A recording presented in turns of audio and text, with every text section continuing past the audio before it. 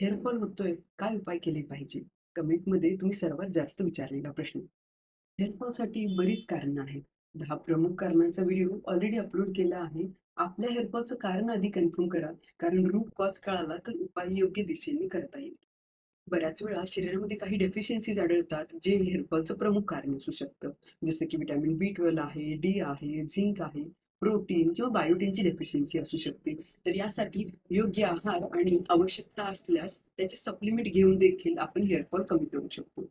बऱ्याच वेळा थायरॉइड प्रॉब्लेम्समध्ये देखील हेअरफॉल होतो. त्यासाठी थायरॉइड फंक्शन टेस्ट ही टेस्ट करून बघा. त्यामध्ये काही व्हॅल्यूज जर ॲबनॉर्मल आले, तर त्यासाठी आधी थायरॉइडची ट्रीटमेंट घ्या. थायरॉइड ट्रीटमेंट घेताना हेअरफॉल देखील कमी येऊन जाईल. आजकाल केमिकल किंवा हीट ट्रीटमेंट खूप कॉमनली केली जाते. पण हे तुमच्या हेअर हेल्थला डॅमेज करत आहे. त्यामुळे हेअर फॉल कमी करायचा असेल, तर या सगळ्या गोष्टी टाळा.